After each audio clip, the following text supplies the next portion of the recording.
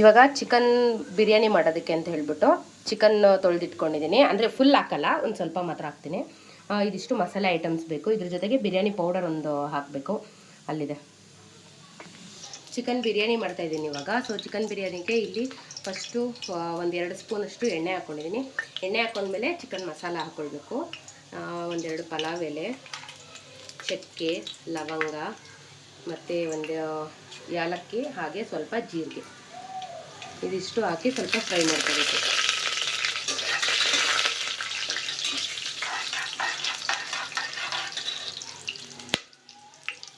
Fry ಮಾಡ್ಕೊಂಡ್ಮೇಲೆ ಈರುಳ್ಳಿ,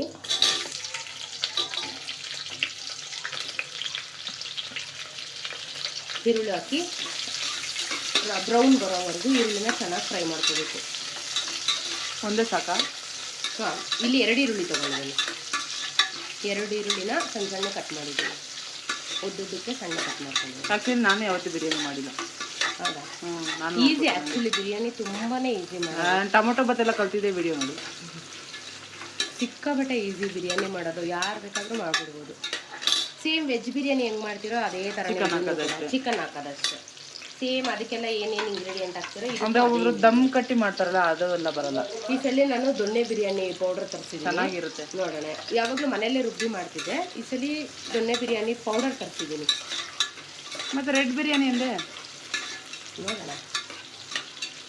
ಅದಕ್ಕೂ ಇದಕ್ಕೂ ಸೇಮೇ ಅನಿಸುತ್ತೆ ಮೋಸ್ಟ್ಲಿ. ಏನಿಲ್ಲ, ಪೌಡರ್ ವ್ಯತ್ಯಾಸ ಬರುತ್ತೆ ಅಷ್ಟೇ. ದೊಣ್ಣೆ ಬಿರಿಯಾನಿ ಅಂದರೆ ಗ್ರೀನ್ ಕಲರ್ ಬರುತ್ತೆ.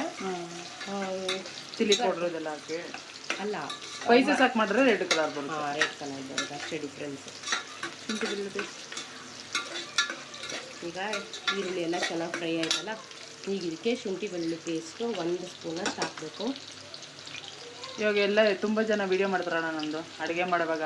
ಅದು ಯಾವ್ದಾದ್ರು ಬೇರೆಯವ್ರದ್ದು ಏನಿರುತ್ತೆ ಪ್ರಮೋಷನ್ ಥರ ಮಾಡ್ತಾರಲ್ಲ, ನಾವು ಈ ಪ್ರಾಡಕ್ಟ್ದು ತೊಗೊಂಡು ಶುಂಠಿ ಬೆಳ್ಳುಳ್ಳಿ ಪೇಸ್ಟ್ ಹಾಕ್ತಾಯಿದ್ದೀವಿ ಅಂತ. ಆ್ಯಕ್ಚುಲಿ ಶುಂಠಿ ಬೆಳ್ಳುಳ್ಳಿ ಪೇಸ್ಟ್ ನಾನು ಯಾವಾಗಲೂ ಮನೇಲೇ ಮಾಡ್ಕೊಳ್ಳೋದು. ಮತ್ತು ಏನು ಮಾಡೋಕ್ಕಾಗಲ್ಲ, ಇವಾಗ ಪಾಪು ಡಿಸ್ಟರ್ಬ್ ಮಾಡ್ತಾನೆ. ಶುಂಠಿ ಬೆಳ್ಳುಳ್ಳಿ ಎಲ್ಲ ಕಟ್ ಮಾಡಿ ಎತ್ತಿಟ್ಕೊಂಡು ಟೈಮ್ ಆಗುತ್ತೆ ಅಂದ್ಬಿಟ್ಟು ರೆಡಿಮೇಡ್ ತರಿಸ್ಕೊಂಡಿದ್ದೀನಿ ಅಷ್ಟೇ. ಈಗ ಹಾಕಿದ್ರೆ ಸ್ಮೆಲ್ ನೋಡು ಚೇಂಜಸ್. ಶುಂಠಿ ಬೆಳ್ಳುಳ್ಳಿ ಪೇಸ್ಟ್ ಹಾಕಿದ್ಮೇಲೆ ಸ್ವಲ್ಪ ಹಸಿ ವಾಸನೆ ಹೋಗೋವರೆಗೂ ಫ್ರೈ ಮಾಡ್ಕೊಳ್ಬೇಕು. ಈಗ ಇದಕ್ಕೆ ಒಂದು ಸ್ವಲ್ಪ ಪುದೀನ ಸೊಪ್ಪು, ಅಂದರೆ 1 ಹಿಡಿಯಷ್ಟು ಪುದೀನ ಸೊಪ್ಪು ಹಾಕ್ಕೊಳ್ಬೇಕು. ಆಮೇಲೆ 1 ಟೊಮೆಟೊನ ಉದ್ದುದಕ್ಕೆ ಹೆಚ್ಚಿಟ್ಕೊಂಡಿದ್ದೀನಿ. ಉದ್ದ ಟೊಮೆಟೊ ಹಾಕೋಬೇಕು. ಹಾಕ್ಕೊಂಡು ಇದು ಕೂಡ ಫ್ರೈ.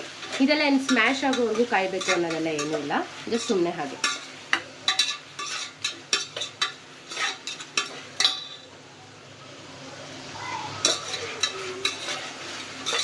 ಇದಾಕಿ ಒಂದು ಸ್ವಲ್ಪ ಈ ಥರ ಫ್ರೈ ಮಾಡಬೇಕು. ಫ್ರೈ ಮಾಡಾದ್ಮೇಲೆ ಚಿಕನ್ ಹಾಕಬೇಕು. ಈಗ ತೊಳೆದಿರೋ ಅಂಥ ಚಿಕನ್ನ ಇದಕ್ಕೆ ಹಾಕೊಳ್ಳೋಣ.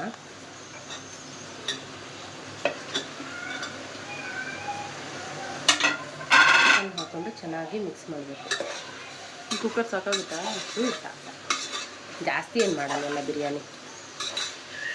ಪೀಸ್ ಬೇಕು ಅಂತ ಕೇಳ್ತಾರಲ್ಲ, ಅದಕ್ಕೆ ಪೀಸ್ ಜಾಸ್ತಿ ಹಾಕಿ ಅಕ್ಕಿ ಬರೀ 1.5 ಲೋಟ ಹಾಕ್ತೀನಿ. ಆಯಿತು, ಈಗ ಸ್ಪೈಸಸ್ ಹಾಕೊಳ್ಳೋಣ. ಈಗ ಇದಕ್ಕೆ ಫಸ್ಟು ಒಂದು ಅರ್ಧ ಸ್ಪೂನಷ್ಟು ಅರಿಶಿನ ಪುಡಿ ಮತ್ತು 1 ಸ್ಪೂನಷ್ಟು ಧನಿಯಾ ಪುಡಿ ಹಾಕ್ತೀನಿ. ಇದರಲ್ಲಿ 2 ಸ್ಪೂನ್ ಹಾಕಿದ್ರೆ 1 ಸ್ಪೂನ್ ಅಂತ ಲೆಕ್ಕ, ಟೇಬಲ್ ಸ್ಪೂನ್ ಲೆಕ್ಕ. ಮತ್ತು ಈ ಸಲ ನಾನು ಈ ಥರ ನಾಟಿ ಸ್ಟೈಲ್ ದೊಣ್ಣೆ ಬಿರಿಯಾನಿ ಪೌಡರ್ ತರಿಸಿದ್ದೀನಿ.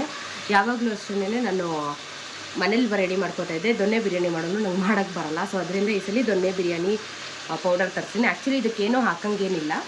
ಸೊ ಇದು 2 ಪ್ಯಾಕೆಟ್ ಹಾಕ್ತೀನಿ. ಸೊ ಬೇರೆ ಏನು ಮಸಾಲೆ ಹಾಕ್ತಾಯಿಲ್ಲ, ಜಸ್ಟು 1 ಸ್ಪೂನಷ್ಟು ಧನಿಯಾ ಪುಡಿ ಹಾಕಿದ್ದೀನಿ, ಹಾಗೆ ಅರ್ಧ ಸ್ಪೂನಷ್ಟು ಅರಿಶಿನ ಪುಡಿ ಹಾಕಿದ್ದೀನಿ. ಸೊ ಈಗ 2 ಪ್ಯಾಕೆಟ್ ಹಾಕ್ತಾಯಿದ್ದೀನಿ ನಾನು. ಒಂದು ಲೋಟ ಅಕ್ಕಿಗೆ 1 ಪ್ಯಾಕೆಟ್ ಸಾಕು ಆ್ಯಕ್ಚುಲಿ. ಬಟ್ ಸ್ವಲ್ಪ ಸ್ಪೈಸಸ್ ಎಲ್ಲ ಕಡಿಮೆ ಇರುತ್ತೆ ಇದರಲ್ಲಿ, ಅವ್ರು ಹೇಳೋ ಥರ ಹಾಕಿದ್ರೆ ಆಗಲ್ಲ. ನಾನು 2 ಪ್ಯಾಕೆಟು ಪೌಡರ್ ಹಾಕಿದ್ದೀನಿ. ಚೆನ್ನಾಗಿ ಮಿಕ್ಸ್ ಮಾಡ್ಕೊಳ್ಳೋಣ. ಈಗ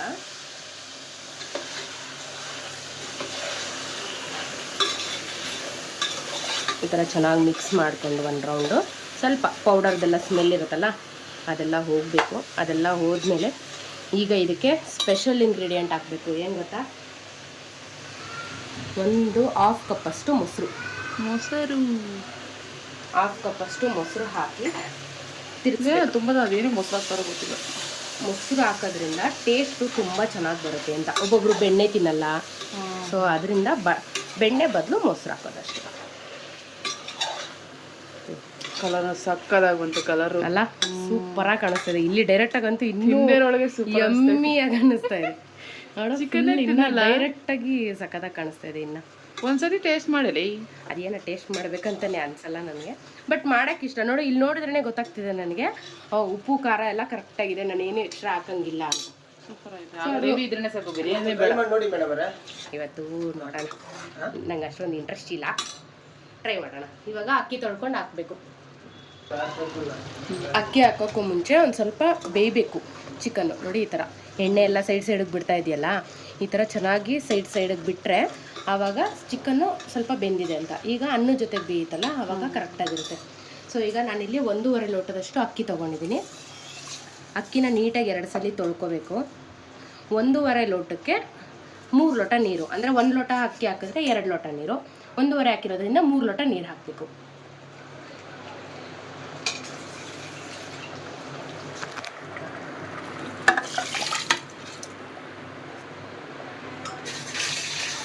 ಕಲ್ಸ್ಬಿಟ್ಟು ಕುದಿಯೋ ಥರ ಎಲ್ಲ ಏನು ಬಿಡಂಗಿಲ್ಲ, ಹಂಗೆ ಕುಕ್ಕರ್ ಮುಚ್ಚಿಬಿಡೋದಾ ಇಲ್ಲ ಕುದಿಯೋ ಥರ ಬಿಡಬೇಕಾ? ಇಲ್ಲ 2 ಲೋಟ ಆಯಿತು. ಸೇಮ್ ದೊನ್ನೆ ಬಿರಿಯಾನಿ ಕಲರೇ ಬರ್ತೈತೆ ನಂದು, ಅದೇ ಬರ್ಬೋದು ಮೋಸ್ಟ್ಲಿ. ದೊನ್ನೆ ಬಿರಿಯಾನಿ ಪೌಡ್ರ್ ಹಾಕಿದ್ರೆ ದೊನ್ನೆ ಬಿರಿಯಾನಿ ಬರ್ದಿರ ಏನು ಬರುತ್ತೆ? ನಂಗೆ ಇಷ್ಟ. 3 ಲೋಟ ನೀರಾಯಿತು. ಸೊ ಈಗ 3 ಲೋಟ ಆಯ್ತಲ್ಲ, ನೀಟಾಗಿ ಒಂದು ರೌಂಡ್ ಮಿಕ್ಸ್ ಮಾಡೋಣ. ಆ್ಯಕ್ಚುಲಿ ಅವರು ಇದನ್ನು ಉಪ್ಪು ಎಲ್ಲ ಏನೋ ಹಾಕೋದು ಬೇಡ ಅಂತ ಹೇಳಿದ್ದಾರೆ, ಬಟ್ ಇಲ್ಲಿ ನೋಡೋದಕ್ಕೆ ಸ್ವಲ್ಪ ಉಪ್ಪು ಬೇಕಾಗುತ್ತೆ ಅನ್ನಿಸ್ತಾ ಇದೆ ನನಗೆ. ಟೇಸ್ಟ್ ಮಾಡಿದ್ಯಾ? ನಂಗೆ ಗೊತ್ತಿಲ್ಲ. ಹೆಂಗೆ ನೀನು ತಿಂತೀಯ ತಾನೆ, ಮತ್ತೆ ಟೇಸ್ಟ್ ಮಾಡಿ ನೋಡಿ. ಕರಿ ನಂಗೆ ಹಸಿಗೆ ವಾಸನೆ ಒಂಥರ. ಬಟ್ ನನಗಿಲ್ಲಿ ನೋಡಿದ ತಕ್ಷಣ ನನಗೆ ಒಂಚೂರು ಉಪ್ಪು ಬೇಕಾಗ್ಬೋದು ಅನ್ನೋ ಥರ. ಇಲ್ಲಿ ಒಂಚೂರು ಅವ್ರು ಕೊಡು, ನನಗೆ ಟೇಸ್ಟ್ ಗೊತ್ತಾಗಲ್ಲ. ಆನಂದ ಬಾಯಿಲ್ಲ ನಿಮಿಷ. ಈಗ ನೋಡೋ, ಇವಾಗ ಇದು ನೋಡೋದಕ್ಕೆ ನನಗೆ ಅನ್ನಿಸ್ತಾ ಇರೋದು, ನೋಡಿದಾಗ ಸ್ವಲ್ಪ ಉಪ್ಪು ಬೇಕು ಅಂತ ಅನ್ನಿಸ್ತಾ ಇದೆ. ಸೊ ನಿಂಗೆ ಒಂಚೂರು ನೀರು ಕೊಡ್ತೀನಿ, ಇದು ಕೈಲಿ ಹಿಡ್ಕೊ. ಏನು ಅನಿಸುತ್ತೆ ಹೇಳು, ಕರೆಕ್ಟಾಗಿದೆಯಾ ಉಪ್ಪು ಅಂತ? ನನಗೆ ಉಪ್ಪು ಬೇಕು ಅನ್ನಿಸ್ತಾ ಇದೆ. ಸ್ವಲ್ಪ ಸಪ್ಪೆ ಅನ್ನಿಸ್ತಾ ಇದೆಯಾ? ನಾನು ಹೇಳಿಲ್ವಾ, ನಂಗೆ ಅಲ್ಲಿ ನೋಡಿದ ತಕ್ಷಣ ಅವರು ಸ್ವಲ್ಪ ಉಪ್ಪು ಕಮ್ಮಿನೇ ತಿನ್ನೋದಲ್ವಾ ರೆಗ್ಯುಲರ್, ಅದಕ್ಕೂ ನಂಗೆ ಹೇಳ್ತಾನೆ. ಬಟ್ ನಂಗೆ ನೋಡಿದ ತಕ್ಷಣನೇ ಗೊತ್ತಾಗ್ತಿದೆ ಸ್ವಲ್ಪ ಉಪ್ಪು ಬೇಕಾಗ್ಬೋದು ಅಂತ. ಬಟ್ ಸ್ವಲ್ಪ ಸಪ್ಪೆ ಇರುತ್ತದು. ಒಂಚೂರಾಗಿ ನಂದು ರೆಗ್ಯುಲರ್ ಉಪ್ಪು ಕಮ್ಮಿನೇ ತಿನ್ನೋದು. ಬಟ್ ಆದ್ರೆ ಹೇಳ್ತಾರೆ, ನಾನು ರಸಂ ಮಾಡಿದಾಗ ಅಷ್ಟೆಲ್ಲ ಉಪ್ಪಿದ್ರು ಅವ್ರು ಉಪ್ಪಿಲ್ಲ ಅಂದ್ರು, ಏನೋ ಉಪ್ಪು ಕರೆಕ್ಟ್ ಇದೆ ಅಂದ್ರು. ನೋಡಿ ಇಷ್ಟು ಬೇಕಾಗುತ್ತೆ ಉಪ್ಪು. ನಂಗೆ ನೋಡಿದ ತಕ್ಷಣನೇ ಕಣ್ಣು ಎಳತಲ್ಲಿ ಗೊತ್ತಾಗ್ಬಿಡುತ್ತೆ ಉಪ್ಪು ಕಮ್ಮಿ ಇದೆಯಾ, ಖಾರ ಕಮ್ಮಿ ಇದೆಯಾ ಏನು ಅಂತ. ಉಪ್ಪು ಹಾಕಿದ್ದೀನಿ. ಉಪ್ಪು ಹಾಕಿದ್ಮೇಲೆ ಒಂದು ರೌಂಡ್ ನೀಟಾಗಿ ಈ ಥರ ತಿರುಗಿಸ್ಬಿಟ್ಟು ಒಂದು ಸ್ವಲ್ಪ ಮೇಲೆ ಕೊತ್ತಂಬರಿ ಸೊಪ್ಪು ಮತ್ತು ಇನ್ನೊಂದೆರಡು ಪುದೀನ ಹಾಕೋಣ. ಪುದೀನ ಐತೆ, ಪುದೀನ ಬೇಡ, ಕಸ್ತೂರಿ ಮೇಥಿ ಕಲರ್ ಚೆನ್ನಾಗಿ ಕಾಣುತ್ತಲ್ವ. ಈಗ ಒಂದು ಸ್ವಲ್ಪ ಕೊತ್ತಂಬರಿ ಸೊಪ್ಪು ಹಾಕಿದ್ದೀನಿ. ಹೊಟ್ಟೆ ಕಲರ್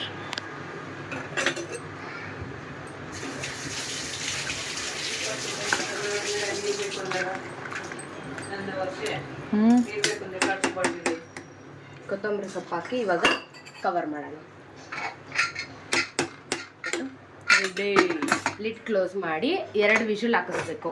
ಯಾಕೆಂದರೆ ಚಿಕನ್ ಆಲ್ಮೋಸ್ಟ್ ಸ್ವಲ್ಪ ಬೆಂದಿದೆ. ಆ್ಯಕ್ಚುಲಿ ಇನ್ನೇನು 2 ಕೂಗಬೇಕಾದ್ರೆ ಆಫ್ ಮಾಡಿದ್ರು ಸ್ವಲ್ಪ ಉದ್ರುದ್ರಾಗಿರುತ್ತೆ. ಈಗ 2 ವಿಷಲ್ ಕೂಗ್ಸೋಣ. ಬಿರಿಯಾನಿ ಆದಮೇಲೆ ಮತ್ತೆ ಕರಿತೀವಿ. ಇದು